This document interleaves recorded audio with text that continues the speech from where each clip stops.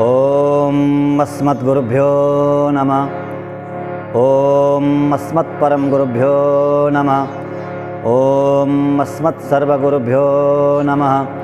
श्रीमते रामानुजाय नमः। लक्ष्मीनाथ समारंभां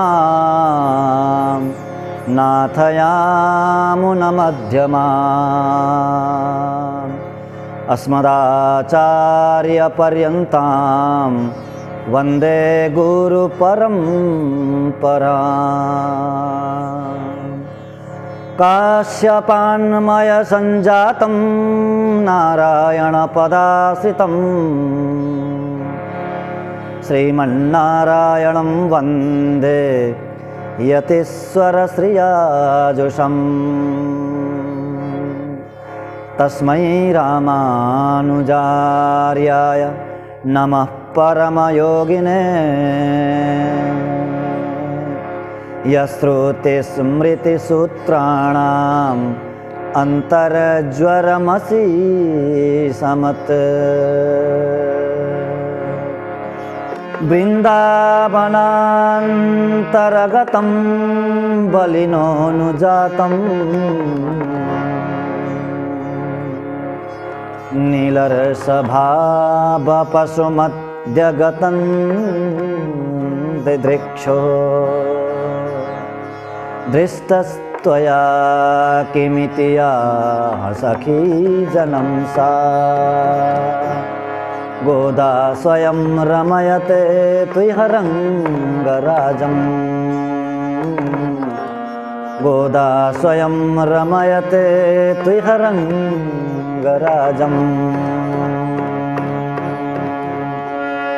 गोदा विभूषणसुरम्य वराविधानम्। वृन्दावनवननिधिं करुणैकतानम्।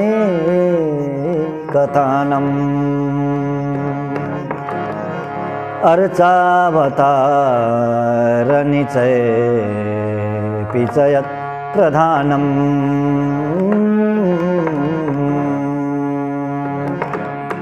तदरङ्गदेशिकधनं शरणं शरणे।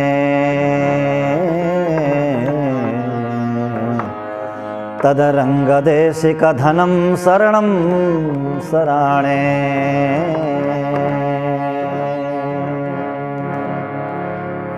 ॐ सहना भवतु सहनौ भुनक्तु सह वीर्यं करवावहै तेजस्विनामधीतमस्तु मा विद्विषावहै। ॐ शान्ति शान्ति शान्तिः। हरिः ॐ।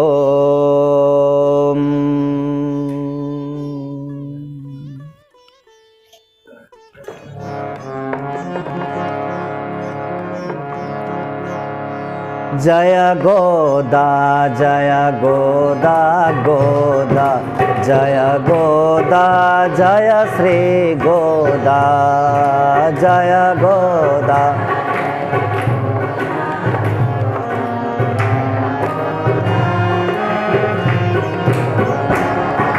जय गोदा जय गोदा गोदा जय गोदा जय श्री गोदा जय।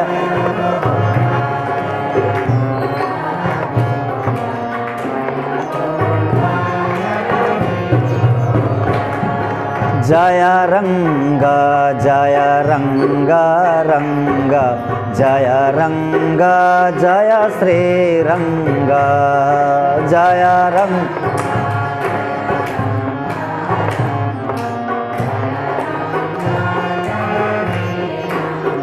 हाँ जय रंग जय रंग रंग जय रंग जय श्री रंग जय रंग।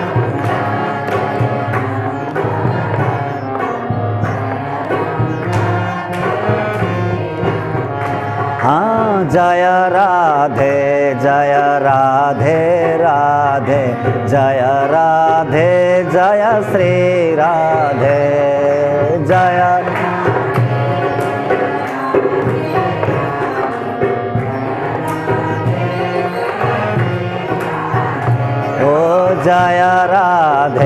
जय राधे राधे जय राधे जय श्री राधे जय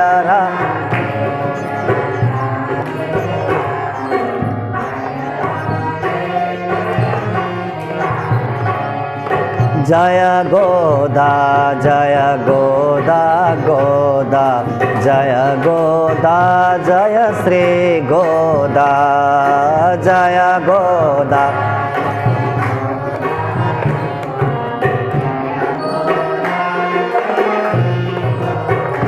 हाँ जय रंग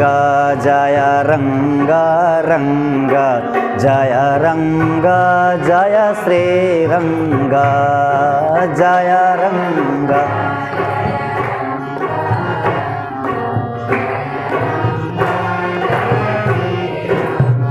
हो जय रंग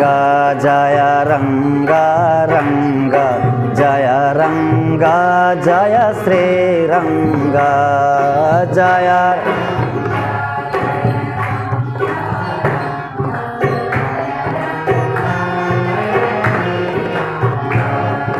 जय गोदा जय श्री गोदा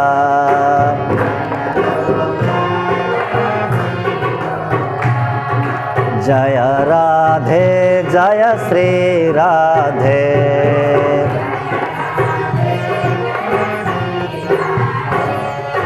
जय कृष्ण जय श्री कृष्ण जय जय गोदा जय श्री गोदा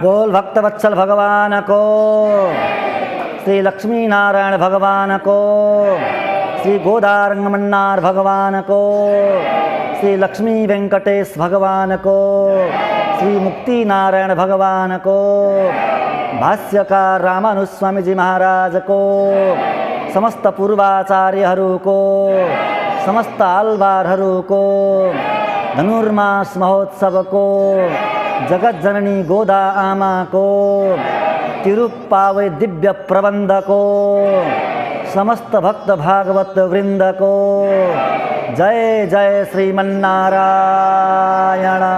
जय जय श्री राधे श्याम, जय जय श्री गोदा रंग।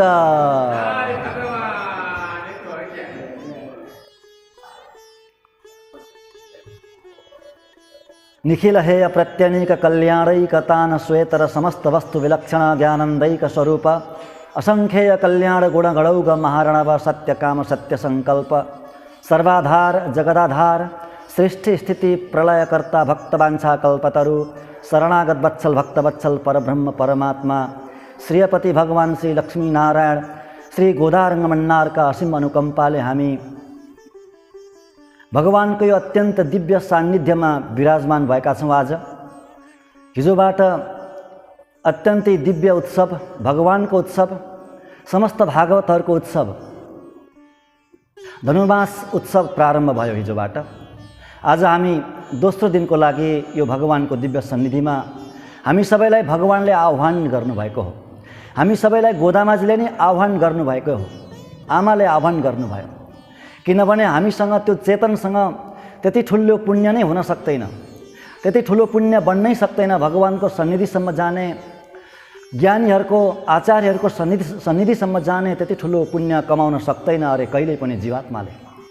त्यस्तो पुण्य कमाउन नसके तापनि भगवानले कृपा गरेर आफ्नो निर्हेतुक कृपा, भगवानको एउटा प्रधान गुण हो निर्हेतुक कृपा भन्ने, त्यो निर्हेतु कृपाले नै भगवानले सबलाई आह्वान गर्नुहुन्छ, बोलाउनुहुन्छ। हामी सबै भगवानको त्यही निर्हेतु कृपाको दायराभित्र परेका छौँ। भगवानको ठुलो अनुग्रह छ हामी सबैमाथि र त्यो अनुग्रह रहिरहनेछ। भक्तवत्सल भगवानको हामी सबै वास्तवमा भन्ने हो भने गोदामाजीको काखमा छौँ। गोदामाले हामी सबैलाई, हुन त सबलाई बोलाउनु भएको छ गोदामाजीले। हिजोको गाथामा हामीले श्रवण गऱ्यौँ, जसलाई इच्छा छ, इच्छा हुनेलाई बोलाउनु भयो, फाल्तुलाई त बोलाउनु भएको छैन आमाले, इच्छा हुनेलाई बोलाउनु भएको छ। जसलाई यो व्रत गर्ने इच्छा छ, यो तीर्थमा अवगाहन गर्ने इच्छा छ, उहाँहरू सबैलाई आउनु भनेर बोलाउनु भयो। ब्रजका गोपाङ्गनाहरूलाई बोलाउनु भयो हिजोको गाथामा। हुन त सबैलाई बोलाउनु भयो गोदामाजीले, परन्तु त्यहाँ के एउटा शब्द प्रयोग गर्नुभयो भने इच्छा हुनेहरू आउनु भन्नुभयो। त्यसैले इच्छा हुनु नै प्रमुख योग्यता हो भगवानको सन्निधिमा जानको लागि। सत्सङ्ग श्रवण गर्नको लागि, भगवत चर्चा कालक्षेप श्रवण गर्नको लागि अथवा आचार्यको सन्निधिसम्म जानको लागि इच्छा हुनु नै पर्याप्त हो। त्यही नै प्रमुख योग्यता हो, त्यही नै अधिकारी हो। प्रमुख अधिकारी भनेको के हो? इच्छा हुनु। फेरि पनि हामी जति पनि भगवानका बनेका छौँ, भगवानसँगको सम्बन्धलाई हामीले स्वीकारिसकेका छौँ। हामी सबै शरणागत श्री वैष्णवहरू हौँ। हामी विशेष गरेर हामीलाई विशेष रूपले गोदामाजीले आफ्नो काखमा राख्नुभएको छ। अत्यन्त दयाले द्रवीभूत भएर नै अवतार लिनुभएको जगज्जननी आमा लक्ष्मी आमाले गोदामाको रूपमा आजभन्दा 5000 वर्ष लगभग कलियुग सुरु भएको 87 वर्ष बितिसकेको थियो गोदामाजीको अवतार हुँदाखेरि। दक्षिण भारतको श्रीविल्लीपुत्तुर नाम गरेको क्षेत्रमा, जसलाई धन्वी नव्य नगर पनि भनिन्छ, श्रीविल्लीपुत्तुर, त्यसको द्रविड नाम संस्कृतमा श्री धन्वी नव्य नगर, त्यहाँ अवतार लिनुभयो आमाले। जसरी सीता आमाको अवतार भएको थियो, जमिन मुनिबाट अवतार भएको थियो। दशरथ महाराजले यज्ञ गर्नको लागि त्यो यज्ञ भूमि जोत्नु भयो। राजाले आफै जोत्नुहुन्थ्यो, आफै यज्ञ गर्नुहुन्थ्यो र जनक महाराजले दशरथ भन्यो, जनक महाराजले यज्ञ गर्नुहुन्थ्यो राजाले आफै, र त्यो यज्ञ गर्ने भूमि राजाले आफै जोत्नु पर्थ्यो। त्यो वैदिक पद्धति हो, त्यो वेदमा त्यो पद्धति बताइएको छ। राजाले जोत्नुभयो त्यो जमिन, सुनको हलोले जोत्नुभयो जनक महाराजले। हलो अड्कियो, त्यो अड्केको ठाउँमा खनेर हेर्दाखेरि एउटा बाकसमा सुन्दर कन्या त्यहाँबाट प्रकट हुनुभयो। उहाँ नै हुनुहुन्थ्यो जगज्जननी सीता आमा, लक्ष्मीकै अवतार। जसरी सीता आमाको अवतार भएको थियो, त्यसरी नै गोदामाजीको अवतार भयो तुलसीको बाटिका। हामीले हिजो संस्कृतको एउटा तनियन, नीला तुङ्गस्तनगिरी तटी सुप्तमुद्बोध कृष्णम भन्ने जुन तनियन थियो, त्यो तनियनको व्याख्यान हामीले हिजो श्रवण गऱ्यौँ। अरू 2टा व्याख्यान छन् द्रविड भाषामा। त्यो जान्नको लागि, त्यसको व्याख्या जान्नको लागि यो इतिहास जान्नु आवश्यक हुन्छ। गोदामाजीको अवतार कसरी भयो, गोदामाजीले के गर्नुभयो। तुलसीको बाटिकामा प्रकट हुनुभयो गोदामाजी। त्यहाँ अवतार लिएर आउनुभयो वैकुण्ठबाट लक्ष्मीजीले। विष्णुचित्त नाम गरेका एक महान ज्ञानी, एक महापुरुष बन्नुभयो, जसलाई आलवारको कोटीमा गणना गरिन्छ। 7औं आलवार हुनुहुन्छ विष्णुचित्त आलवार, पेरी आलवार, जसको नाम हो पेरी आलवार द्रविड भाषामा, विष्णुचित्त सूरी, विष्णुचित्त आलवार। उहाँका सन्तान थिएनन्। भगवानको नित्य कैङ्कर्य गरेर जीवन बिताउनुहुन्थ्यो विष्णुचित्त आलवारले। श्रीविल्लीपुत्तुर क्षेत्रमा एउटा दिव्य देश छ, अहिले पनि, त्यतिखेर पनि हुनुहुन्थ्यो। त्यहाँ बटपत्र साई भगवानको विशाल मन्दिर छ। भित्र बटपत्र साई भगवान नारायणको त्यहाँ विग्रह छ। भगवानको लागि भनेर विष्णुचित्त आलवारले आफ्नो प्राइभेट एउटा तुलसीको बाटिकाको निर्माण गर्नुभएको थियो, बगैँचा बनाउनु भएको थियो। अत्यन्तै सुन्दर बगैँचा, तुलसीको बगैँचा। अन्य फुलहरू पनि थिए, परन्तु विशेष रूपले तुलसी लगाउनु भएको थियो स्वामीजीले। उहाँको कैङ्कर्य नै त्यही थियो, तुलसी रोप्ने, तुलसी गोड्ने, हैन, अनि तुलसी बढाउने, हुर्काउने, अनि तुलसीको पत्ता तोड्ने, अनि तोडेर माला बनाउने, सुन्दर माला बनाउने, त्यो माला लगेर पुजारीलाई दिने, अर्चकलाई दिने, अनि अर्चकले बटपत्र साई भगवान्लाई पहिराइदिनुहुन्थ्यो, लगाउनुहुन्थ्यो। यही नै उहाँको कैङ्कर्य थियो। कसको? विष्णुचित्त आलवारको कैङ्कर्य थियो। हेर्नु, भगवानको कैङ्कर्य मध्येमा सबैभन्दा उत्कृष्ट कैङ्कर्य भनेको नि फुलको कैङ्कर्य अरे, सेवा, मालाको कैङ्कर्य। फुल र मालाको कैङ्कर्य अति नै उत्कृष्ट, सर्वाधिक उत्कृष्ट कैङ्कर्य हो। भगवान अति नै प्रसन्न हुनुहुन्छ। यो रहस्य थाहा थियो विष्णुचित्त आलवारलाई र त्यही कैङ्कर्य गर्नुभयो। र एक दिन तुलसीको बाटिकामा जानुभयो गोड्नको लागि, तुलसी गोड्नको लागि त्यहाँ गएर खन्नुभयो। खन्दाखेरि भित्र केही वस्तुलाई पाउनुभयो, कुनै बाकस जस्तो कुनै वस्तुलाई पाउनुभयो, खन्नुभयो। खनेर हेर्नुभयो, एउटा बाटिका, एउटा बाकसमा अत्यन्त सुन्दर कन्या भेट्नुहुन्छ। कन्या अति नै सुन्दर।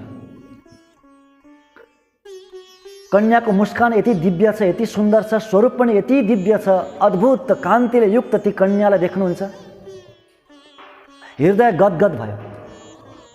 एउटा अलौकिक भाव भित्रबाट प्रकट भयो स्वामीजीको। उठाउनुभयो बालिकालाई, उठाएर आफ्नो घरमा लिएर आउनुभयो, पालन पोषण गर्नुभयो पुत्रीको रूपमा। आफ्नो सन्तान त थिएनन्, भगवानले दिनुभएको, तुलसीको बाटिकामा भेटिनु भएको भगवानले दिनुभएको भन्ने भावनाले पालन पोषण गर्नुभयो। बढ्दै जानुभयो, हुर्किँदै जानुभयो। परम ज्ञानी आलवार भगवानका चरित्र गाउनुहुन्थ्यो, गान गर्नुहुन्थ्यो, भगवानका कथाहरू श्रवण गर्नुहुन्थ्यो र सुनाउनु पनि हुन्थ्यो नित्य निरन्तर। सानैदेखि ती बालिकाले श्रवण गर्दै जानुहुन्थ्यो। नाम राख्नुभयो गोधा, द्राविड भाषामा आण्डाल। आण्डालको अर्थ हुन्छ रक्षिका, रक्षक, रक्षा गर्नेवाली, शासन गर्नेवाली, उद्धार गर्नेवाली भन्ने अर्थ हुन्छ आण्डालको अर्थ। अनि गोधा, गाम ददाति इति गोधा, गाम ददाति इति गोधा, गामलाई दिनेवाला। गाको अर्थ धेरै, गोको अर्थ धेरै हुन्छ। गोधा, गो भनेको गाई, गो भनेको सूर्यको किरण, गो भनेको इन्द्रियहरू, र या गो भनेको वास्तवमा गाम भनेको वाणीम, वाणीम ददाति, गाम वाणीम ददाति इति गोधा। गाम ब्रह्म विद्याम ददाति इति गोधा, ब्रह्म विद्यालाई दिनेवालीको नाम नै गोधा हो। तिरुपावैको रूपमा। अनि अर्को पनि एउटा दिव्य प्रबन्ध छ आमाको, नाचियार तिरुमोडी नाम गरेको। यी दुईटा प्रबन्ध हुन् आमाका, गोदामाजीका, दुईटै अत्यन्त विलक्षण। त्यसमा पनि तिरुपावै सर्वाधिक उत्कृष्ट। यो तिरुपावै नामक यस्तो सुक्ति दिनुभयो, यस्तो वाणी दिनुभयो। त्यसैले गाम ददाति इति गोधा, वाणीलाई दिनेवाली, ब्रह्म विद्यालाई दिनेवाली, स्वयं भगवानलाई दिनेवालीको नाम नै त गोधा हो। यसरी नामाकरण गर्नुभयो विष्णुचित्त आलवारले। बढ्दै जानुभयो गोदामाजी। अब विष्णुचित्त आलवारको त कैङ्कर्य त्यही थियो, माला बनाउने, हार बनाउने, तुलसीको भगवानलाई अर्पण गर्ने। माला बनाएर ढाकीमा राख्नुहुन्थ्यो सजाएर भगवानलाई लानको लागि। अनि कतै जानुहुन्थ्यो अर्को कैङ्कर्यमा। यता गोदामाजी के गर्नुहुन्थ्यो? 5 वर्षकै हुनुहुन्छ गोदामाजी त्यतिखेर। त्यो माला उठाउनुहुन्थ्यो र आफ्नो गलामा धारण गर्नुहुन्थ्यो। भगवानलाई तयार गरेको त्यो माला, तुलसीको त्यो सुन्दर माला आफ्नो गलामा लगाउनुहुन्थ्यो।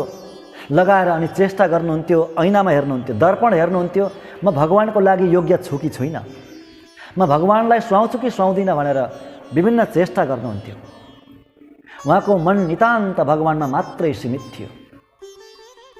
जसरी गोपिनीहरूको हृदय, गोपिनीहरू संसारको कुनै पनि वस्तुमा होसै थिएन। काम त गर्थे गोपिनीहरूले, कार्य गर्थे, सबै घरको कार्य गर्थे, परन्तु त्यहाँ होस थिएन, मनले गर्दैनथे। त्यो शरीर मात्रै त्यहाँ चल्थ्यो, हात चल्थे, घोडा चल्थे, परन्तु मन त्यहाँ लाग्दैन थियो। मन थियो कहाँ? भगवान कृष्णको चरणारविन्दमा। त्यस्तै हुनुहुन्थ्यो गोदामाजी। नित्य निरन्तर उहाँको मन भगवानको चरणारविन्दमा हुन्थ्यो।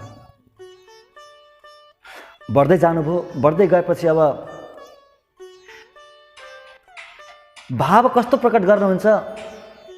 मेरो त एकमात्र पति भगवान मात्रै हो। मेरो यदि विवाह हुन्छ भने भगवानसँग मात्रै मेरो विवाह हुन्छ। म संसारीसँग कसैसँग पनि विवाह गर्दिनँ। त्यस्तो भाव प्रकट गर्नुभयो र त्यही नै बताउनुहुन्थ्यो। पिताजीलाई पनि त्यही नै बताउनुहुन्थ्यो, विष्णुचित्त आलवारलाई पनि। पिताजी अत्यन्त चिन्तित हुनुहुन्थ्यो, के गर्ने होला अब। र त्यो माला धारण गर्ने, त्यो आफ्नो गलामा माला धारण गर्ने प्रक्रिया त्यो प्रत्येक दिन चल्थ्यो गोदामाजीको। विष्णुचित्त आलवारले एक दिन देख्नुभयो, कतै जानुभएको थियो, आउनुभयो। आउँदाखेरि त माला लगाएको छ छोरीले। ओहो, अत्यन्तै विह्वल हुनुभयो विष्णुचित्त आलवार। अति नै दुःखी हुनुभयो। छोरी, तिमीले के गरेको यो? धेरै ठुलो अनर्थ गर्यौ तिमीले, सानो अनर्थ होइन यो। भगवानलाई तयार गरेको माला तिमीले उच्छिष्ट बनायो। उच्छिष्ट भनेको जुठो, तिमीले जुठो बनायो। अब यो भगवानको लागि नितान्त अयोग्य हुन्छ। के गरेको तिमीले? मलाई तिमीले ठुलो भगवत अपचारमा तिमीले खसाल्यौ। आज म पतित भएँ आज तिम्रो कारणले। अति नै दुःखी हुनुभयो। त्यति खासै डाँट्नु भएन, कराउनु भएन, परन्तु दुःखी हुनुभयो। पिताजी दुःखी भएको देखेर अत्यन्तै विवल भएर अश्रुका धारा बगाउनुहुन्छ गोदामाजीले। त्यो माला निकालेर त्यही ढाकीमा राखिदिनुहुन्छ। त्यो दिन त्यसरी नै बित्यो।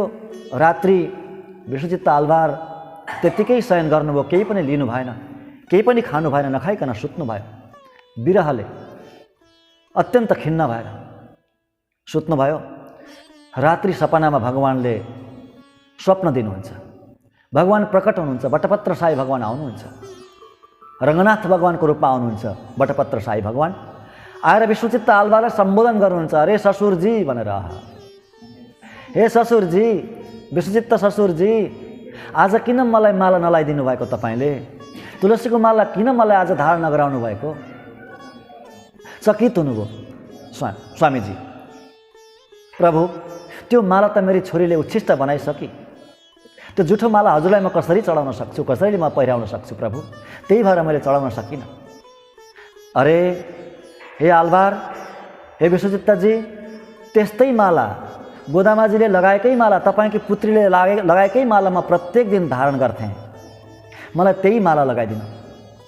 अब प्रत्येक दिन पुत्रीलाई लगाएर नि मलाई लगाइदिनु। यति भन्नुभयो भगवान। यता विश्वचित्त आलवार पनि बिउजिनु भयो। अत्यन्त विवल हुनुहुन्छ, चकित हुनुहुन्छ। ओहो, मैले त सामान्य बालिका त मैले पालन गरेकै रहेन रहेछु। सामान्य बालिका मेरो घरमा आएकै होइन रहेछ। साक्षात् जगतजननी आमा लक्ष्मी आउनुभएको रहेछ। अत्यन्त प्रसन्न पनि हुनुहुन्छ, अत्यन्त चकित पनि हुनुहुन्छ।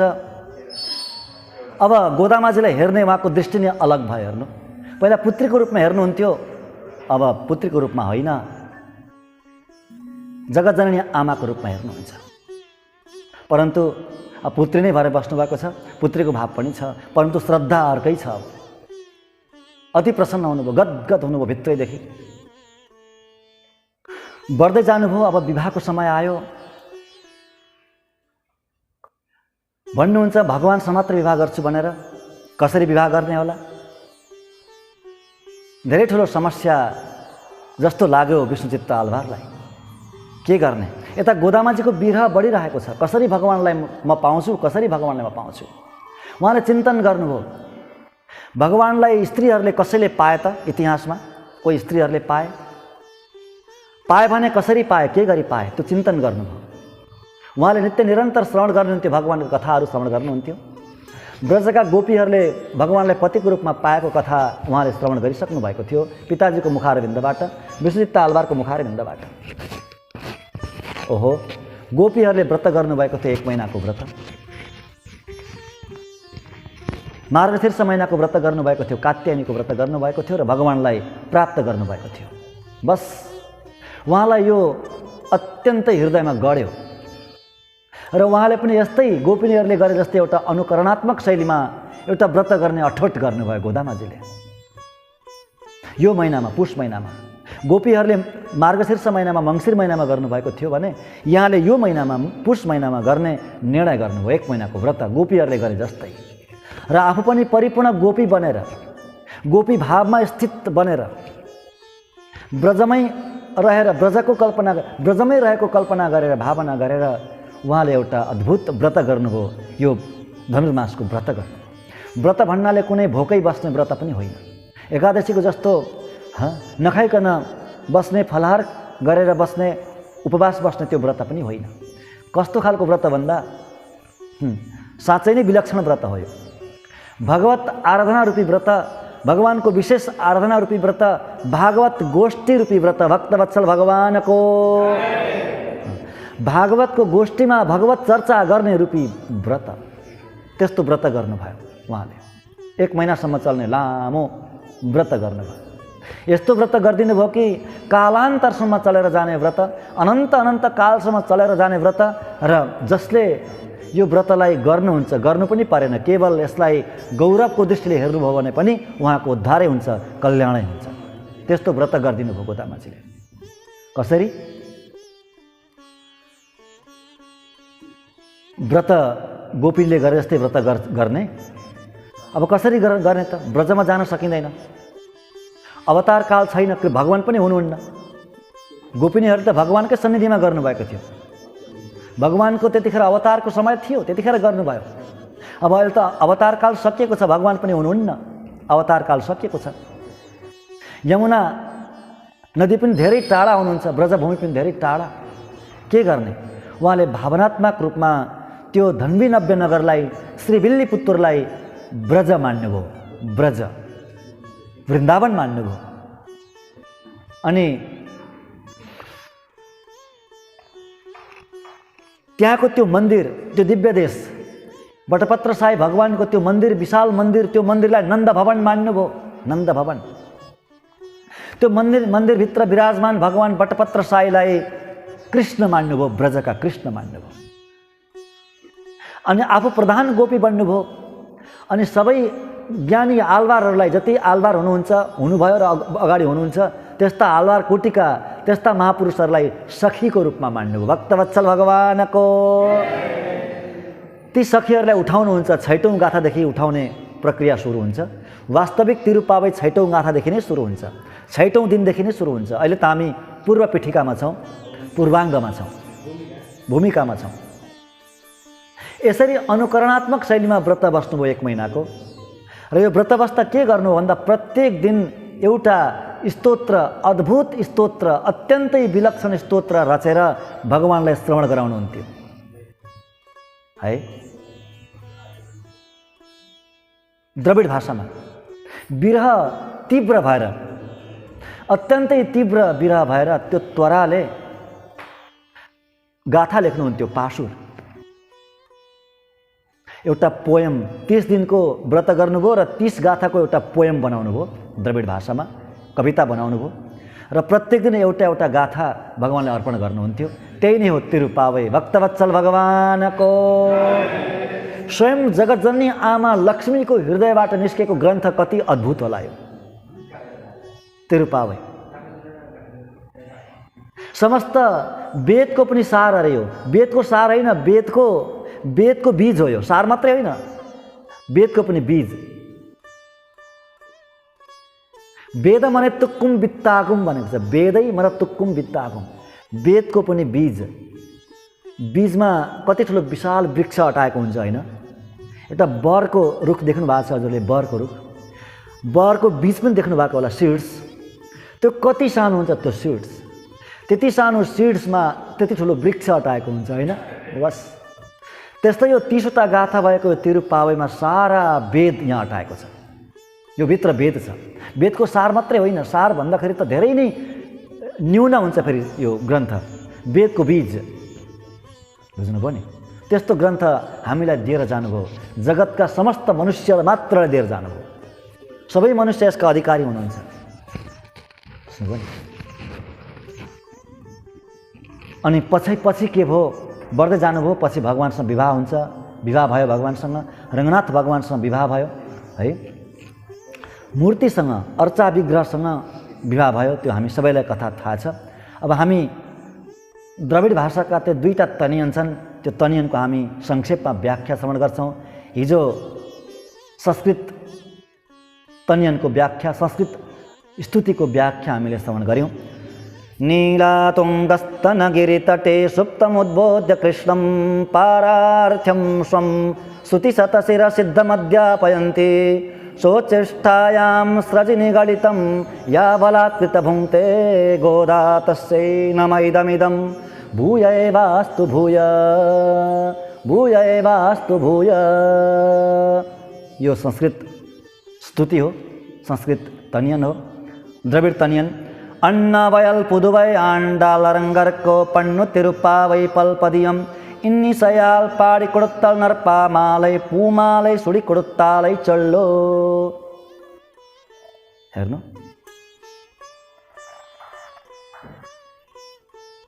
धन्मी नव्य नगर श्री विल्लीपुत्तरमा गोदामाजीले अवतार लिनुभयो।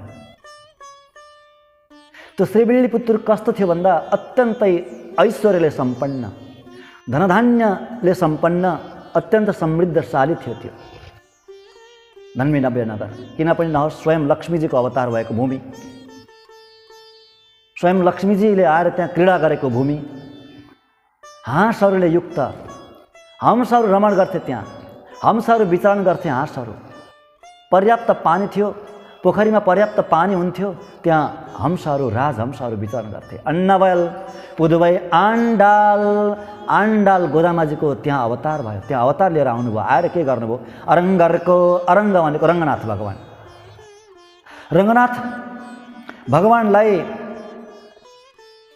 दुईटा माला चढाउनु भयो गोदामाजीले, दुईटा माला अर्पण गर्नुभयो। अब बुझिन्छ के हो तनियन, त्यो अघिको इतिहास कथा सुनिसकेपछि, होइन? रङ्गनाथ भगवानलाई दुईटा माला चढाउनु भयो, नर्पा मालै पू मालै, नर्पा मालै पू मालै। पू मालै भनेको पुष्पको माला, नर्पा मालै भनेको सुन्दर बाणी रूपी माला।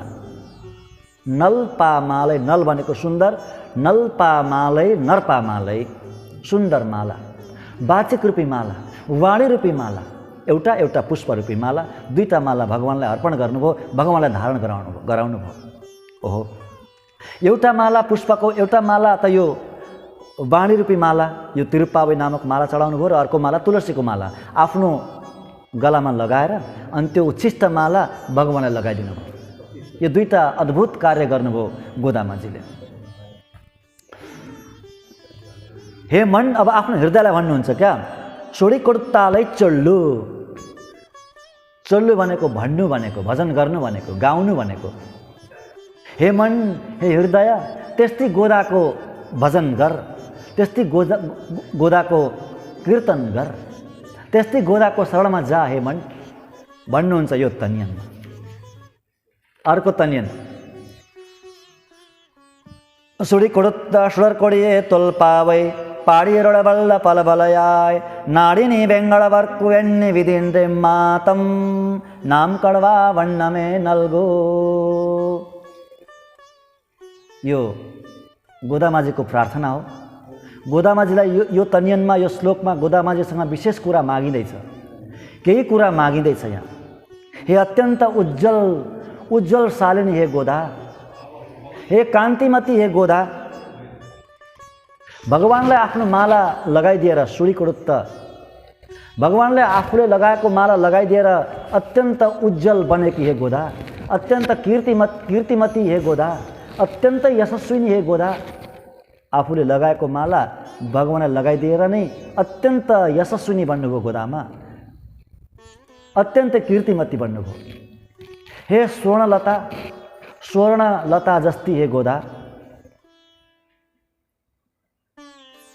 तिरुप्पावै नाम गरेको ग्रन्थलाई प्रकाशित गर्ने हे गोदा, त्यस्तो वैभव दिने हे गोदा, यो ग्रन्थरूपी वैभव दिने हे गोदा। हजुरले वेङ्कटेश भगवानसँगको सम्बन्धलाई उजागर गरिदिनु भयो। वेङ्कटेश भगवानसँगको जो अनन्या र शेषत्व सम्बन्ध हुन्छ, त्यो अनन्या र शेषत्व सम्बन्धलाई उजागर गरिदिनु भयो, सबैलाई ज्ञापित गराइदिनु भयो। भगवानलाई पनि पढाउनु भयो र चेतनलाई पनि पढाउनु भयो त्यो सम्बन्ध। हे देवी, हे गोदा, हजुरको यस्तो अद्भुत विलक्षण यो सुक्ति छ नि, यो तिरुप्पावै नाम गरेको ग्रन्थ, त्यो ग्रन्थमा हामीलाई पनि समावेश गराइदिनु हे आमा, हाम्रो मन लगाइदिनु हे आमा, निष्ठा बनाइदिनु हे आमा यो ग्रन्थमा। यसरी प्रार्थना गर्नुभयो। यो अर्को तनियनमा यसरी जम्मा 3टा तनियन छन्, एउटा संस्कृतमा र 2टा द्रविड भाषामा, र त्यो तनियनको व्याख्यान पनि हामीले यथाधि यथामति संक्षेपमा श्रवण गऱ्यौँ। अब हामी के गर्नेछौँ, आजको गाथामा हामी प्रवेश गर्नेछौँ। भक्तवत्सल भगवानको आज दोस्रो दिन, दोस्रो गाथा, तिरुप्पावैको दोस्रो गाथा। वैयत्तुबाड वीरगाल नाम नम्पावैको सयम किरिसैगल कळीरो पार कडलुल पयत्विन्द्र परमनडी पाडे नेन्नोम पालुन्नोम नाटकाले नीराडी मयट्टेडदोम मलरेट्टोम नामुडेयोम सैयादन सैयुम ती कुरलाई चंद्रोदोम अयमम पिच्चयम अंदनयम कै काटे उयुमारेंडी उगंदेलो रेम्बाबाय। यो गोदामाजीले आफ्नो हृदयबाट प्रकट गर्नुभएको द्रविड भाषाको ओरिजिनल पाशुरम हो।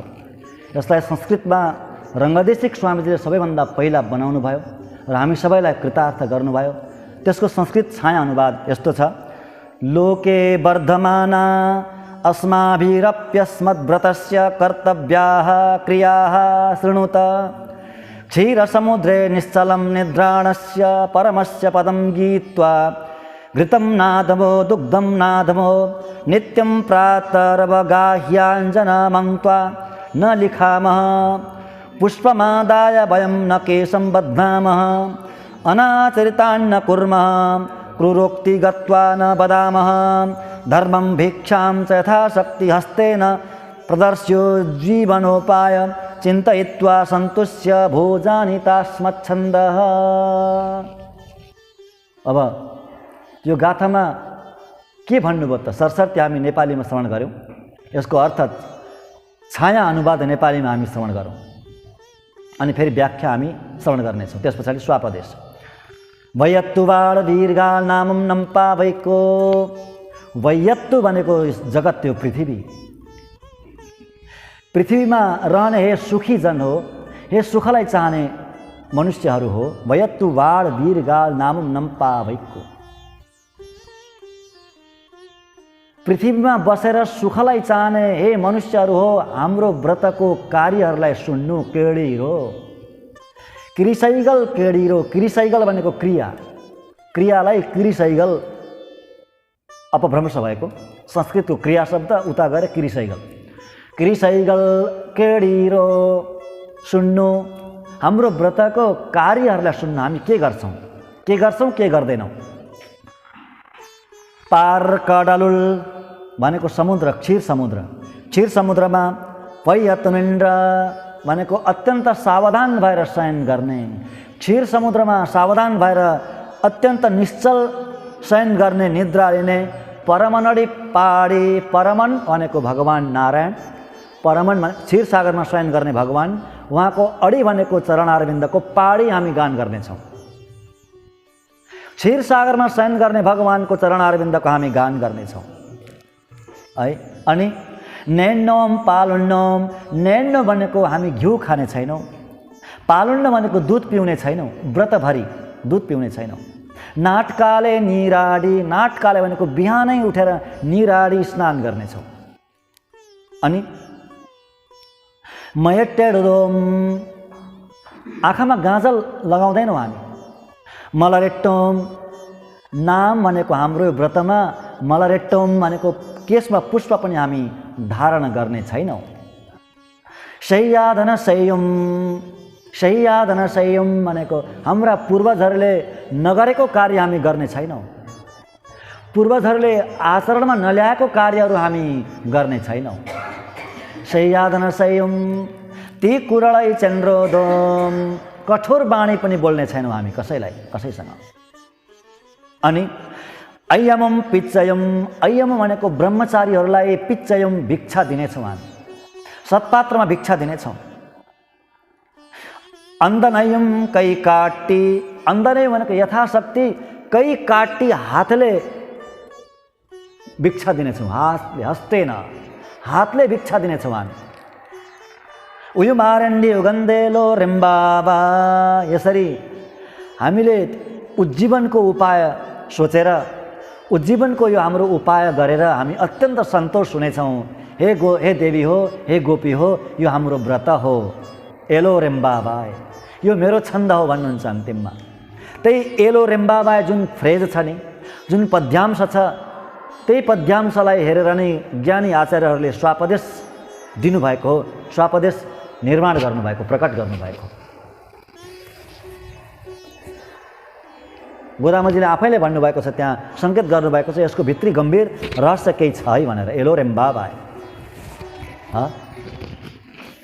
हिजोको गाथामा गोदामाजीले के गर्नुभयो? ब्रजका गोपीहरूलाई आह्वान गर्नुभयो। इच्छा हुने गोपीहरूलाई, ब्रजाङ्गनाहरूलाई सबैलाई बोलाउनु भयो हिजोको गाथा भने आजको गाथामा त अझै फराकिलो गरी बोलाउनुहुन्छ। आफ्नो आह्वानलाई अझै फराकिलो बनाउनुहुन्छ र संसारभरि बस्ने समस्त मनुष्यहरूलाई बोलाउनुहुन्छ। वयत्तु वाड वीरगाल, वयत्तु भनेको पृथ्वी, पुरा पृथ्वीमा बस्ने, पृथ्वीमा सुख चाहने जति पनि हुनुहुन्छ सबै आउनु भनेर सबलाई बोलाउनु भयो। इच्छा हुनेलाई बोलाउनु भयो हिजो। इच्छा हुनु नै अधिकार हो, इच्छा हुनु नै योग्यता हो, अरू केही चाहिँदैन। न जातिको बन्देज, न समयको बन्देज, न स्थानको बन्देज, न अवस्थाको बन्देज, केहीको पनि बन्देज हुँदैन प्रपत्तिमा। प्रपत्तौ सर्वेषाम अधिकार भनेको छ नि, प्रपत्तौ सर्वेषाम अधिकार, प्रपत्तिमा सबैको अधिकार हुन्छ। भगवानको शरणमा जानको लागि सबैको अधिकार छ, जन्मसिद्ध अधिकार छ।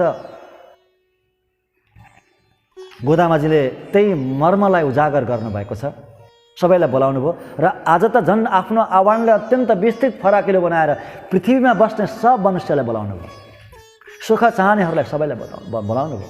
वास्तवमा सुख कहाँ छ त भन्दा भगवानको चरणारविन्दमा नै छ। बस आचार्यको सन्निधिमा नै छ वास्तविक सुख, सबैभन्दा ठुलो सुख। गोदामाजीको आह्वानमा नै सबैभन्दा ठुलो सुख छ भक्तवत्सल भगवानको, है। गोदामाजीको आह्वानमा नै वास्तविक साँच्चै नै सुख छ। सबैलाई बोलाउनुहुन्छ। वयत्तु वाड वीरगाल नाम नम्पा वैक्कु भनेर बोलाइसकेपछि आज विशेष के गर्नुहुन्छ आजको गाथा भने बोलाएका सबैलाई बोलाउनु त सबैलाई बोलाउनु भयो, तर शास्त्रवश्य बनाउनु भयो। शास्त्रवश्य आउन चाहिँ सबै आउनु, परन्तु शास्त्रको मर्मलाई ध्यान दिनु, शास्त्रको वशमा रहनुपर्छ। व्रत गर्ने हामी, परन्तु शास्त्रको वशमा रहेर विधिपूर्वक शास्त्रको विधिलाई ध्यानमा राखेर हामी के गर्नेछौँ, यो व्रत गर्नेछौँ। यहाँ भन्नुहुन्छ, अब के भन्नुहुन्छ, व्रतभरिमा हामी के गर्नेछौँ त्यो सुन्नु भनेर सुनाउनुहुन्छ। गोपीहरूसँग सल्लाह गर्नुहुन्छ। के गर्छौँ, दुईवटा कुरा बताउनुहुन्छ, विधि र निषेध। शास्त्रले त्यही बताएको छ। हेर्नु, शास्त्रमा दुई प्रकारका वाक्य हुन्छन्। वेदमा, धर्मशास्त्रमा दुई प्रकारका वाक्य हुन्छन्। एउटा वाक्यले गर्नु भनेर अराएको हुन्छ, अर्को वाक्यले गर्नु हुँदैन भनेर भनेको हुन्छ, निषेध गरेको हुन्छ। बुझ्नुभयो नि? गर्नु भनेर विधि बताएको हुन्छ र गर्नु हुँदैन भनेर निषेध गरेको हुन्छ। त्यसैले शास्त्रको वशमा हुनु भनेको के हो, दुईटै वाक्यलाई मान्नु हो। भक्तवत्सल भगवानको दुईटै वाक्यलाई, गर्नु भनेको काम गर्नैपर्छ, शास्त्रले नगर्नु भनेको काम कदापि गर्नु हुँदैन, नत्र भयङ्कर अपराधको भागी बनिन्छ। त्यसैले गर्नु भनेको र नगर्नु भनेको दुईटै वाक्यलाई मान्नु नै शास्त्रको वशमा हुनु हो। त्यही बताउनु भयो गोदामाजीले, सबैलाई शास्त्रको वशमा पार्नु। अब यहाँ के भन्नुहुन्छ भने हामी के गर्छौँ र के गर्दैनौँ त्यो सुन्नु भन्नुभयो। सबभन्दा पहिला पार कडलुल पैया तुइन र परमानडी पाडी भन्नुभयो। पार कडलुल भनेको क्षीर सागरमा शयन गर्ने भगवान श्री हरिको नारायणको हामी के गर्छौँ, उहाँको चरणारविन्दको गान गर्छौँ। परमानम अडी भनेको चरण हो, पाडी भनेको हामी गान गर्छौँ। भगवानको गान गर्छौँ भन्नु भएन, के भन्नुभयो, भगवानको चरणारविन्दको गान गर्छौँ भन्नुभयो। हो नि त, होइन? द्वय मन्त्रमा के को महिमा छ, भगवानको चरणको हो कि होइन? चरणको महिमा छ। भगवानको चरणै त हो नि सर्वस्व।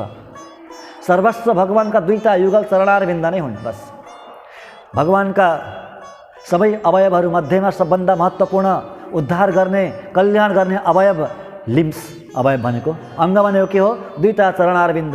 जसरी एउटा बालकको लागि, भर्खर जन्मेको बालकको लागि आमाको सबै अङ्गहरूमध्ये सर्वाधिक भोग्य आवश्यक अङ्ग के हो, स्तन हो, वक्षस्थल हो। उसको त्यहाँ प्राण छ, उसको जीवन छ त्यहाँ। त्यस्तै भक्तको लागि भगवानको सर्वाधिक प्राण धारण गर्ने अङ्ग भनेको भगवानका चरणारविन्द नै हुन्। त्यसैले द्वय मन्त्रमा चरणकै महिमा छ। त्यसैले यहाँ पनि त्यही भन्नुभयो, भगवानको गान होइन, भगवानको चरणारविन्दको गान, परमनडी पाडी, त्यो गान गर्नेछौँ हामी। हिजोको गाथामा परस्वरूप भगवान वैकुण्ठ नारायणको उच्चारण गर्नुभयो। आजको गाथामा व्यूह स्वरूप भगवान शेषशाही भगवानको गान गर्नुहुँदैछ। यहाँ भोलिको गाथामा विभव अवतार भगवान वामनको गान गर्नुहुन्छ। भगवानको चरणारविन्दको हामी गान गर्नेछौँ। यो विधि बताउनु भयो, गर्ने कुरो बताउनु भयो। फेरि नगर्ने बताउनुहुन्छ। अब यहाँ सुन्नु, फेरि शेषशाही भगवानको चर्चा गर्नुभयो आज किन? गोदामाजी त एउटा गोपी बन्नुभएको छ, प्रधान गोपी बन्नुभएको छ। उहाँको इष्ट त भगवान कृष्ण हो। कृष्ण बाहेक अरू अन्यत्र उहाँको मन जाँदै जाँदैन, गोपीहरूको जसरी जाँदैन थियो त्यस्तै। फेरि किन भगवान शेषशाही भगवानको नाम लिनुभयो भन्दा शेषशाही भगवान र कृष्णमा कुनै अन्तर छैन, त्यही नै बताउनु हुँदैछ। एष नारायण श्रीमान क्षीणाडव निकेतन नाग पर्यङ्कमुत्सृज्य यागतो मथुराम पुरीम विष्णु पुराण। क्षीर सागरमा शयन गर्ने नारायण नै त्यो शेषशय्याको पलङ छोडेर मथुरापुरीमा आएको हो कृष्णको रूपमा। त्यही सत्य तथ्य बताउनु हुँदैछ हिजो पनि र आजको गाथामा पनि, कुनै भेद छैन भनेर। त्यस्ता प्रभुको हामी चरणारविन्दको गान गर्नेछौँ। अनि अर्को, हामी घिउ खाने छैनौँ, दुध पिउने छैनौँ। घिउ खानु दुध पिउनु भनेको यो व्रतको दौरानमा हामी आफ्नो शरीरलाई पोष्ने छैनौँ। अत्यन्त क्लेश भएर हामी व्रत गर्नेछौँ, क्लेशपूर्ण हामी व्रत गर्नेछौँ, ताकि हाम्रो कष्टलाई देखेर भगवान अत्यन्त शीघ्र द्रवीभूत हुनुहुनेछ र हामीलाई कृपा गर्नुहुनेछ, हामीलाई अङ्कमाल गर्नुहुनेछ, चाँडै स्वीकार्नुहुनेछ। त्यो भावना हो गोपीको, गोदामाको। शरीरलाई पोष्ने छैनौँ हामी। नेण्नुम पालनुम अनि नाटकाले निराडी भनेको हामी बिहानै हामी स्नान गर्नेछौँ। स्नान त प्रायः बिहानै हुन्छ सधैँ। फेरि किन बिहानै स्नान गर्छौँ भन्नुभयो भन्दा हेर्नु, होइन,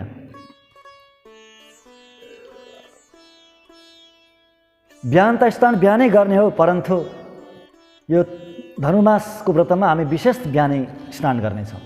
त्यसैले हेर्नु, यो धनुर्मासमा भगवानको उत्थापन पनि धेरै बिहानै हुन्छ, सधैँभन्दा धेरै पहिला नै हुन्छ। उठ्नु पनि धेरै बिहानै उठ्नुपर्छ, सधैँभन्दा बिहानै उठ्नुपर्छ, सधैँभन्दा धेरै पहिला उठ्नुपर्छ। दिव्य देशमा त दिव्य देशको बास गर्नुपर्छ केही समय, अनि अनुभव हुन्छ यी सबै कुराको।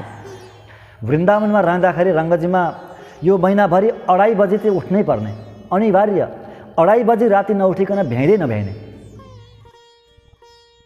3:30 भित्रमा मन्दिरभित्र प्रवेश गरिसक्नुपर्छ। हेर्नु, 3:30मा मन्दिरभित्र प्रवेश गरिसक्नुपर्छ। 1 घन्टाको समय रहन्छ। 1 घन्टा त समय लाग्छ नि, स्नान गर्नु पर्यो, के गर्नु पर्यो, तिलक गर्नु पर्यो।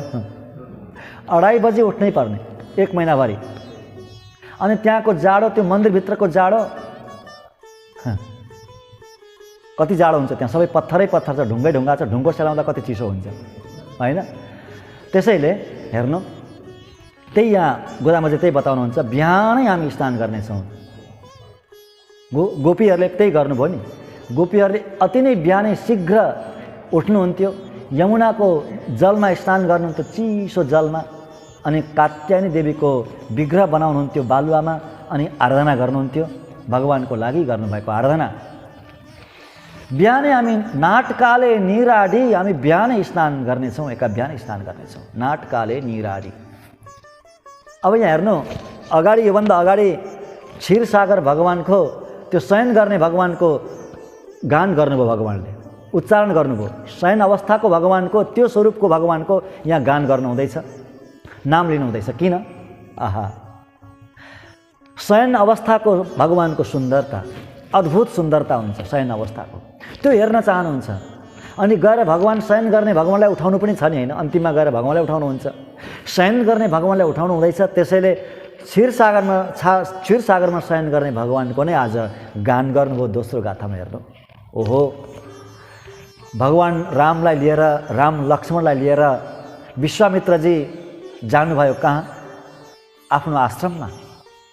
दशरथ महाराजसँग मागेर लिएर जानुभयो विश्वामित्रले।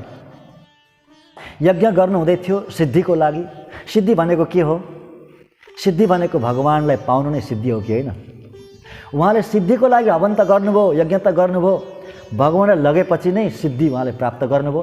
यसबाट के बुझ्नुपर्छ भन्दा भगवान नै सिद्ध हुनुहुन्छ, अर्को सिद्धिको कुनै अर्को उपाय छैन, अर्को सिद्धिपना पनि छैन, अर्को कुनै योगद्वारा, कुनै साधनद्वारा हासिल गर्ने अर्को सिद्धिको वस्तु पनि छैन। सिद्धि भनेको भगवत प्राप्ति नै हो। जब भगवानलाई पाउनुभयो अनि सिद्धिलाई पनि प्राप्त गर्नुभयो विश्वामित्रजीले। हो त्यही सिद्धिको लागि, भगवत प्राप्ति रूपी सिद्धिको लागि विश्वामित्रले हवन गर्नुभएको थियो, यज्ञ गर्नुभएको थियो, परन्तु राक्षसहरूले विघ्न डाल्थे, हवन पुरा हुन दिँदैनथे। त्यसको रक्षाको लागि दशरथ महाराजसँग मागेर राम र लक्ष्मणलाई लिएर जानुभयो त्यो सिद्धाश्रममा। बाटोमा विश्राम गर्नुहुन्छ, रात्रि बिहान उज्यालो हुन्छ, जानु छ आफ्नो आश्रमसम्म। विश्वामित्र ऋषि त उठिहाल्नुभयो, बिहानै उठ्नुभयो, भगवान उठ्नु भएन। थाक्नु भएको त के थाक्नु, भगवान थाकेको एउटा लीला गर्नुभयो, सुतिरहनु भयो, बिहान शयन गर्नुभयो। अब उठाउनु पर्यो रामलाई भनेर जानुहुन्छ विश्वामित्रजी, जान ढिलो भयो भनेर उठाउन जानुभएको। यसो हेर्नुभएको, वाह, त्यो उठाउने उद्देश्य त होइन म को हुँ, म कहाँ हिँडेको हो, यो स्थान कहाँ हो, त्यो कुनै होसै रहेन कसलाई, विश्वामित्रजीलाई। किन? भगवानको त्यो शयनकालीनको सुन्दरता देखेर, भगवान रामको त्यो शयन अवस्थाको सुन्दरतालाई देखेर कुनै होसै भएन। होस नभएर उठाउन लाग्नुभएको। राम भगवानको स्तुति गर्नुपर्ने, भगवानको स्तुति गर्दै उठाउनु पर्ने। के भन्नुहुन्छ? कौशल्या सुप्रजा राम पूर्वा सन्ध्या प्रवर्तते उत्तिष्ठ नर शार्दूल। भगवान रामलाई उठाउनु पर्ने, पहिला कौशल्याको नाम लिनुहुन्छ। हेर्नुहोस्, कौशल्या सुप्रजा अनि मात्रै राम। हे कौशल्याका अत्यन्त सुप्रजा हे राम, सत्पुत्र हे राम। कौशल्या वास्तवमा तपाईलाई पाएर सुप्रजा बन्नुभयो, सुप्रजा बन्नुभयो।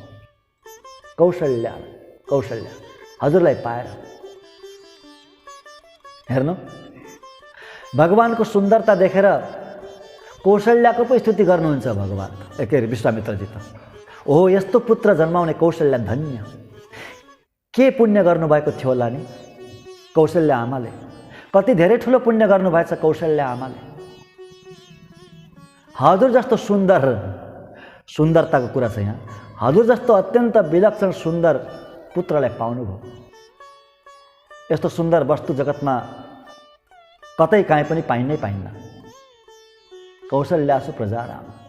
यहाँ पूर्वाचार्यहरूले, ज्ञानीहरूले के बताउनुहुन्छ भने, अत्यन्त भोकाएको व्यक्तिले, विश्वामित्रको अवस्था कस्तो भएछ भने मुखै बिर्सेको अवस्था भएछ। मुख बिर्सेको भनेको कस्तो? अत्यन्त भोकाएको एउटा व्यक्ति छ, अति नै भोकाएको व्यक्ति। त्यो भोकाएको व्यक्ति भोजनालयमा गयो, गएर हेर्छ भोजन सजाएको छ, त्यहाँ अत्यन्त स्वादिष्ट भोजन सजाएर राखेको छ। थालीमा स्वादिष्ट भोजनलाई अत्यन्त सुन्दर तरिकाले सजाएर राखेको छ। त्यो हेरेर खानुभन्दा पहिला प्रशंसा गर्नुहुन्छ त्यो भोजनको। ओहो, कसले बनाएको? त्यो भोजनको प्रशंसा गर्ने पनि होइन, त्यो भोजन बनाउने व्यक्तिको प्रशंसा गर्नुहुन्छ। ओहो, कसले बनाएको होला नि, यति सुन्दर, यति दिव्य, यति सुन्दर वासना आउने यस्तो भोजन कसले बनाएको होला, प्रशंसा गर्नुहुन्छ। बनाउनेवालाको प्रशंसा गर्नुहुन्छ। भोकै बिर्सिनुभयो त्यो देखेर। ती भोकाएका व्यक्तिले त्यो भोजनलाई देखेर भोक नै बिर्सिनुभयो। भोक बिर्सिनु भनेको नै मुख बिर्सिनु हो। उहाँले मुखै बिर्सिनु भएछ है। मुख बिर्सिनु भनेको भोकै बिर्सिनु हो। त्यस्तै अवस्था भयो कसलाई? विश्वामित्रजीलाई। भगवानको सुन्दरतालाई देखेर भगवानको स्तुति नगरेर कौशल्याको स्तुति गर्नुभयो। कौशल्यासु प्रजा राम। त्यसैले भगवान या गोदामाजीले पनि क्षीर सागरमा शयन गर्ने भगवान कति सुन्दर हुनुहुन्छ होला। ओहो, निद्रा मुद्रा अभिरामम, निद्रा मुद्रा अभिरामम। त्यो निद्राको मुद्रा, भगवानको त्यो मुद्रा यति सुन्दर, यति दिव्य, मनलाई नै लोभ्याउने, मनलाई अत्यन्त अभिराम लाग्ने भनेको अत्यन्त सुन्दर लाग्ने त्यो मुद्रा हुन्छ भगवानको शयनकालीनको मुद्रा। त्यस्ता भगवानलाई हामी जगाउनेछौँ। हामी घिउ खाने छैनौँ, दुध पिउने छैनौँ, शरीरलाई पोष्ने छैनौँ। यसरी व्रत गरेपछि हाम्रो शरीर अत्यन्त क्लिश हुन्छ, अत्यन्त दुब्लो हामी अत्यन्त दुब्ला पातला हुन्छौँ। अनि भगवान हामीलाई देखेर अत्यन्त द्रवीभूत हुनुहुन्छ, विभल हुनुहुन्छ र पग्लेर हामीलाई तुरन्तै स्वीकार्नुहुन्छ। त्यो भावना हो गोदामाजीको, गोपीहरूको। नाटकाले निराडी, हामी बिहान स्नान गर्छौँ अनि हामी आँखामा गाजल लगाउँदैनौँ, शिरमा पुष्प पनि लगाउँदैनौँ। किन? देहको अलङ्कार गर्दैनौँ हामी।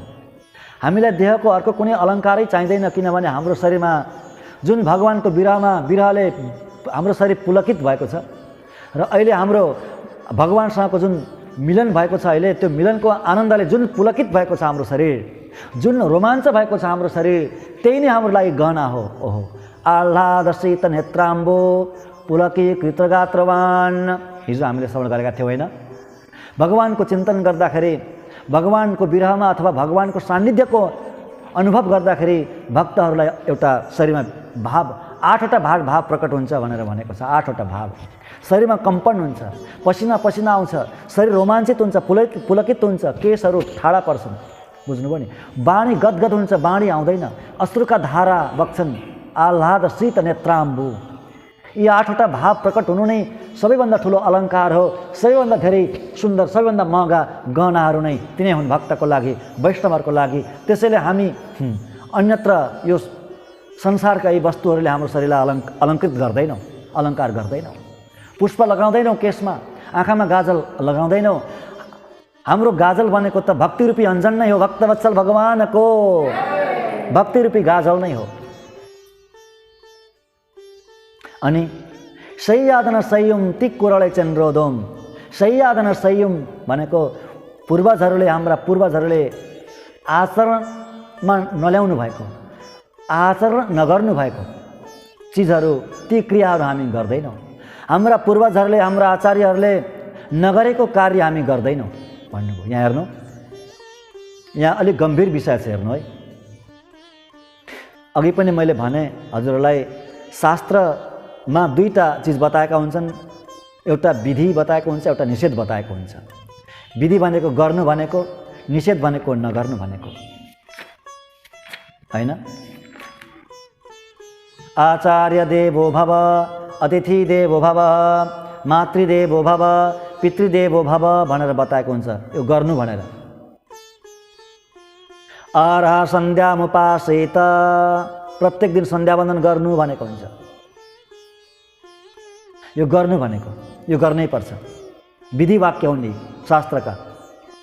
अनि निषेधात्मक वाक्यहरू हुन्छन्। कस्तो? नाप्सु मूत्र पुरीसम कुर्यात, पानीमा मलमूत्र त्याग्नु हुँदैन, पानीमा मलमूत्र विसर्जन गर्नु हुँदैन, ठुलो अपराध लाग्छ। अनि त्यस्तै न निष्ठिवेत, थुक्नु पनि हुँदैन पानीमा, नदीमा, पोखरीमा, कुवामा थुक्नु हुँदैन। न विवसनम स्नायात, नाङ्गै पनि नुहाउनु हुँदैन, निर्वस्त्र नुहाउनु हुँदैन। त्यस्तै नानृतम वदेत, असत्य बाणी बोल्नु हुँदैन, असत्य बोल्नु हुँदैन। त्यस्तै मांस मस्नियात, मांसम अस्नियात, न मांसम अस्नियात, मासु खानु हुँदैन, मांस भक्षण गर्नु हुँदैन। यसरी शास्त्रले निषेध गरेको हुन्छ। अब यहाँ हेर्नु, निषेध गरेका कार्य गर्नु हुँदैन, गर्नु भनेको कार्य गर्नुपर्छ। अब यहाँ गोदामाजी एउटा विलक्षण कुरा बताउनुहुन्छ। हेर्नु, शास्त्रले भनेको कुरा हामी गर्छौँ अथवा शास्त्रले नगर्नु भनेको कुरा हामी गर्दैनौँ भनेर भन्नुपर्ने थियो। त्यसो नभनेर हाम्रा पूर्वजहरूले नगरेको क्रिया हामी गर्दैनौँ। हाम्रा पूर्वजहरूद्वारा अनाचरित आचरण हामी गर्दैनौँ भन्नुभयो। यहाँ हेर्नु, शास्त्रले बताएको भन्दा नि शास्त्रको बाणीभन्दा आप्त पुरुषहरूको आचरण अझै प्रबल प्रमाण हुन्छ भक्तवत्सल भगवानको। शास्त्रको प्रमाणभन्दा आप्त पुरुषहरूको प्रमाण, आप्त पुरुषहरूले बोलेको र आप्त पुरुषहरूले गरेको आचरण धेरै बलियो हुन्छ। त्यसलाई एकदम दृढ रूपले पालन गर्नुपर्छ। गोदामाजी के भन्नुहुन्छ?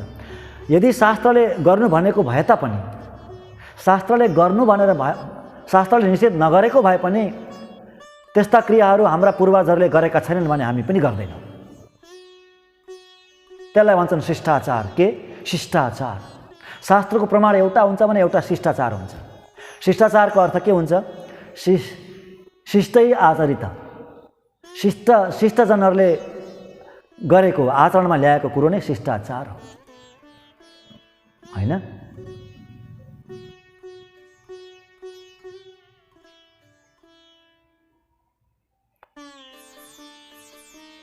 यो एउटा अत्यन्तै विलक्षण बताउनु भयो, आप्त बाणी, आप्त प्रमाण। धर्मज्ञ समय प्रमाणम वेदाश्च भनेर आउँछ शास्त्रमा। धर्मज्ञ समय प्रमाणम वेदाश्च, गृहसूत्रमा आउँछ प्रमाण। धर्मज्ञ समय प्रमाणम वेदाश्च, धर्मज्ञ भनेको धर्मलाई जान्ने महापुरुषहरूको जुन निर्णय छ नि त्यो नै प्रमाण हो। अनि वेदको पनि हो, वेदको भनेर पनि भनेर पछाडि राखेको छ, वेदाश्च च पनि। पहिलो प्रमाण भनेको महापुरुषहरूको वाणी नै हो, ऋषिमुनिहरूको वाणी नै हो, हाम्रा पूर्वजहरूको वाणी नै हो, उहाँको आचरण नै हो, त्यो बताउनु भयो। सह्यादन संयम ती कुरालाई चन्द्रोदम, हामी कठोर वाणी पनि बोल्ने छैनौँ, कठोर वाणी कटु वाणी बोल्ने छैनौँ। यो व्रतभरि मात्रै हो त? यहाँ फेरि यो सन्देह हुन्छ कि यो व्रतभरि मात्रै बताउनु भयो गोदामाजीले, व्रतभरि चाहिँ कटु वाणी नबोल्ने, मिथ्या वाणी नबोल्ने, अनि सकेपछि फेरि झुटै झुटो बोल्ने, मिथ्या भाषण गर्ने भनेको भन्दा होइन, सधैँभरि गर्ने, परन्तु व्रतमा विशेष रूपले पालन गर्ने। व्रतको बेला, अनुष्ठानको बेला केही दोषहरू भयो भने त्यसको दुई गुणा दोष हुन्छ अरे। अरू सामान्य अवस्थाभन्दा 2 गुणा बढी दोष लाग्छ। त्यसैले व्रतको अवस्थामा विशेष ध्यान दिने गोदामाजीको यो भाव। ती कुराले चन्द्रोदम सह्यादन संयम ती कुराले चन्द्रोदम। अनि हामी के गर्छौँ? भिक्षा दिनेछौँ, हामी ब्रह्मचारीलाई भिक्षा दिनेछौँ र दिन दुखीहरूलाई पनि सत्पात्रमा हामी भिक्षा दिनेछौँ। हेर्नु, भिक्षा ब्रह्मचारीलाई दिनुपर्छ, भिक्षा भनेको सत्पात्रमा दिनुपर्छ, दान सत्पात्रमा दिनुपर्छ। परन्तु सत्पात्र छैन भने पनि यदि दिन छ भने, दिन दुखी छ भने त्यसलाई दान दिन मिल्छ, दान दिनुहुन्छ। यो शास्त्रको वाणी हो। अब यहाँ एउटा अर्को कुरो, अद्भुत कुरो बताउनुहुन्छ। हेर्नु, कैकाटी भनेको हातले हामी दान गर्नेछौँ, कैकाटी भनेको हातले दान गर्नेछौँ भन्नुभयो। हेर्नु, त हातले दान गर्नु भनेको के हो? हातले दान गर्नु भनेको के हो? दान त हातले गरिन्छ नि, होइन? परन्तु फेरि हातले दान गर्छौँ भन्नुहुन्छ, कैकाटी। हेर्नु, हातले दान गर्नु भनेको नि मनले दान गर्ने होइन, दान हातले गर्ने, बुझ्नुभयो नि, होइन? मनले दान गर्ने होइन, अरू सबै भगवानको आराधना जप सबै मनले गर्ने कि दान चाहिँ मनले गर्ने होइन अरे। ध्यान दिनु होला है सबैले, दान मनले गर्ने होइन, दान केवल हातले गर्ने हो। के भन्न खोजेको यो के रहस्य छ यसमा भन्दा, हेर्नु, दान गरेर त्यो दान गरेको वस्तु मनमा राख्यो भने, मैले यति दान गरेँ भनेर मनमा राख्यो भने त्यो हातले दान गरेको होइन, त्यो मनले दान गरेको, त्यो राम्रो होइन, त्यो उच्च कोटिको दान होइन, त्यो राम्रो कोटिको दान होइन। गरेको दान मनमा नराख्ने, हातले दान गर्ने, सक्यो। त्यही बताउनु भयो गोदामाजीले। हामी हातले दान गर्छौँ, कैकाटी उयुमारण्डे उगन्देलो रेम्बाबाय। अनि हामी यो उज्जीवनलाई पाएर, उज्जीवनको उपायलाई पाएर, उज्जीवन भनेको मोक्षको नाम हो, बुझ्नुभयो नि? संसारमा बाँचुन्जेल जीवन, अनि मोक्ष भइसकेपछि उज्जीवन। यस्तो उज्जीवनलाई पाएर, मोक्षको उपायलाई पाएर हामी अत्यन्त सन्तुष्ट हुनेछौँ, सन्तोष गर्नेछौँ हामी भनेर यसरी के गर्नुभयो? बताउनु भयो। यो अन्यापदेश हो, यो अति सुन्दर छ, रसै रसले परिपूर्ण छ यो, होइन? अब हामी के गर्नेछौँ? अलिकति स्वापदेशको हामी व्याख्या श्रवण गर्नेछौँ।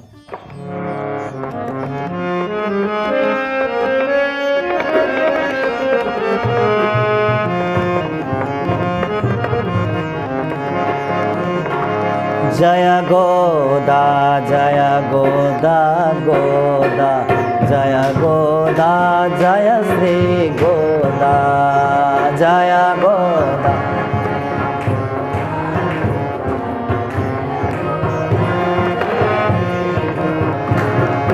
जय गोदा जय गोदा गोदा, जय गोदा जय श्री गोदा।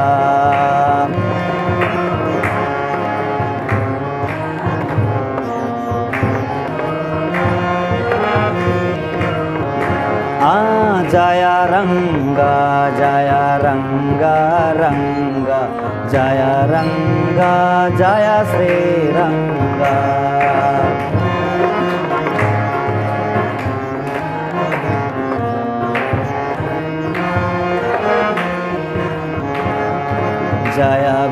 गोदा जय श्री गोदा।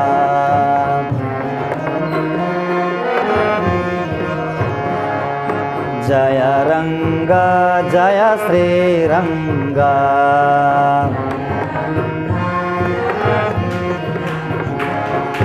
जय गोदा जय श्री गोदा।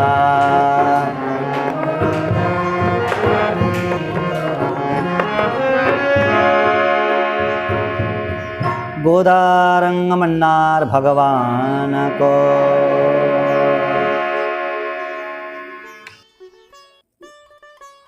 आज गाथामा गोदामाजीले क्षीरसागरमा शयन गर्ने भगवानलाई गान गर्नुभयो।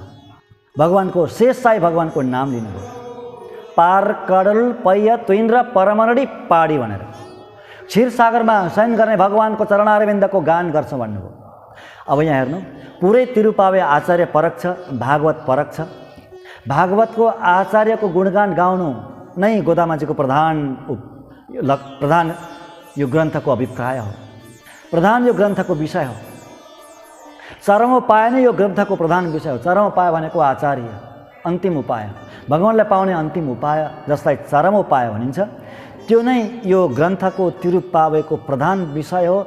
त्यसैले नै यो ग्रन्थ सर्वाधिक उत्कृष्ट बन्यो, वेदको बीज बन्यो।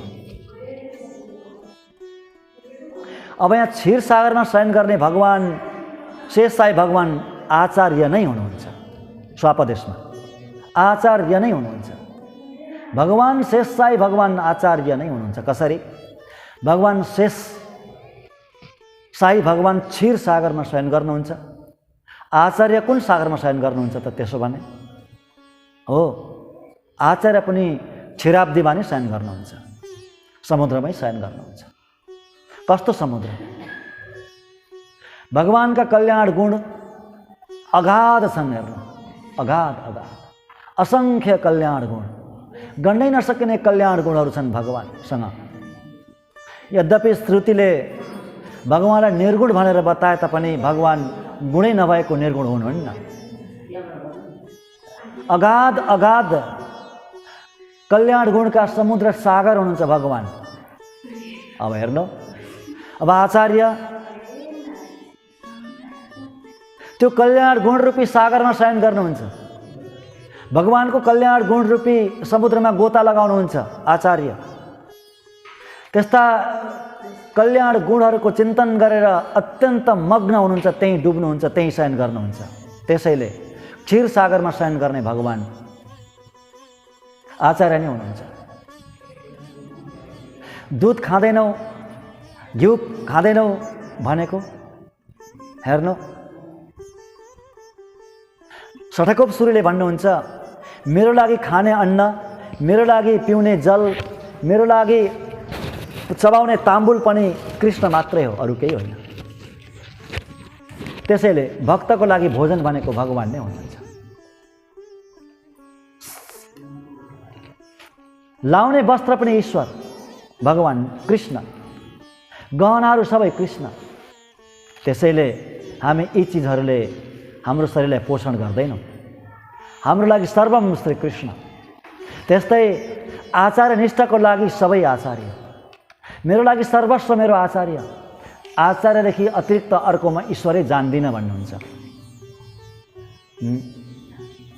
आचार्य समान र आचार्यभन्दा बढेर कुनैमा अर्को ईश्वर, अर्को देवता म जान्दिनँ भन्नुहुन्छ ज्ञानीहरूले। यसको मतलब के भगवानको तिरस्कार गरेको हो?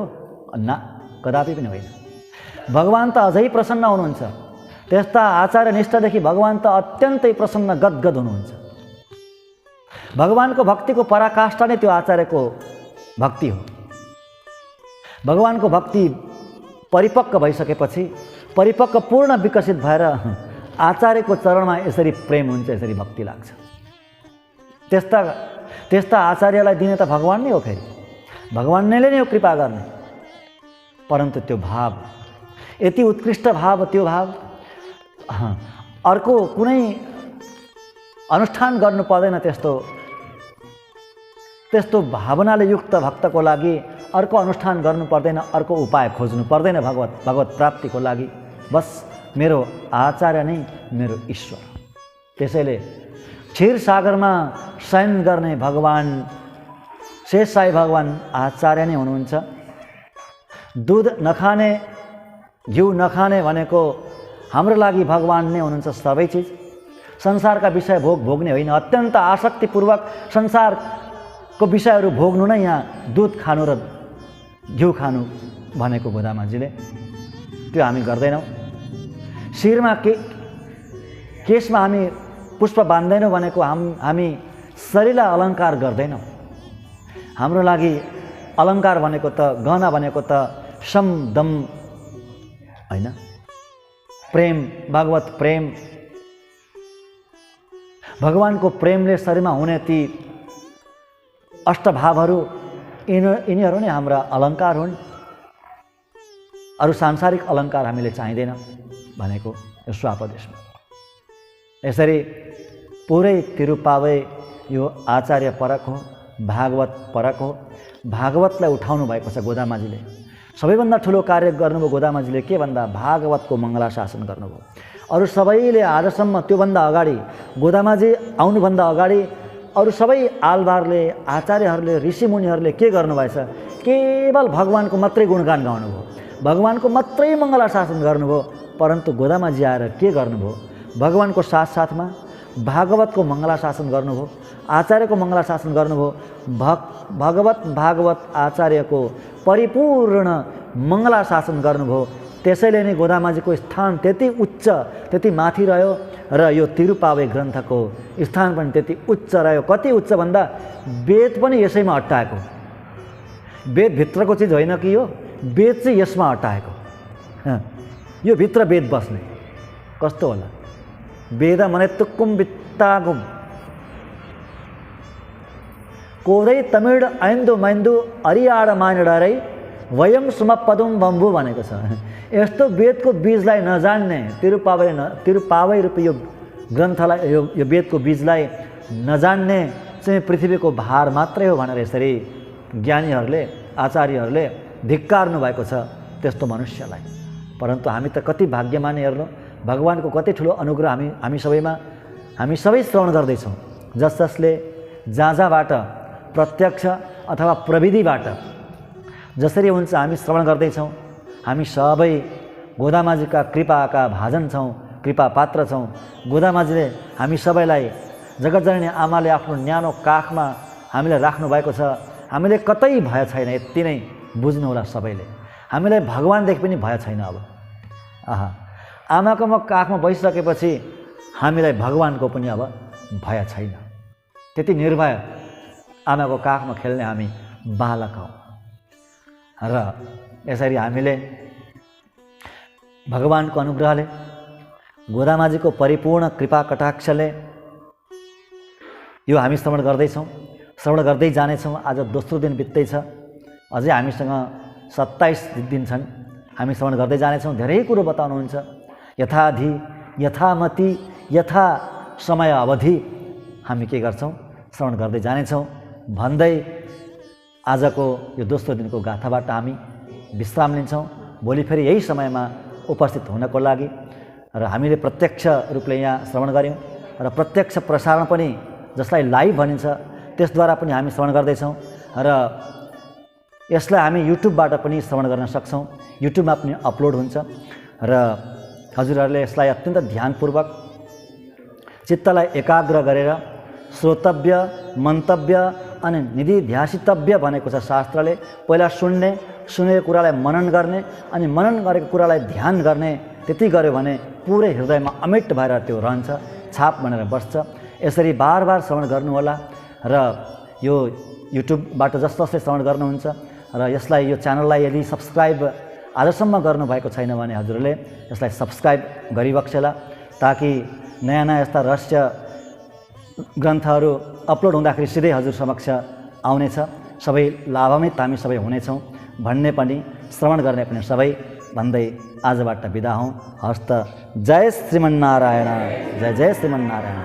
बोल भक्तवत्सल भगवानको, श्री लक्ष्मीनारायण भगवानको, श्री गोदारंगमन्नार भगवानको, श्री लक्ष्मी वेंकटेश भगवान को, भाष्यकार रामानुज स्वामी जी महाराज को, धनुर्मास महोत्सव को, जगत जननी गोदा माँ को, समस्त भक्त भागवत वृंद को।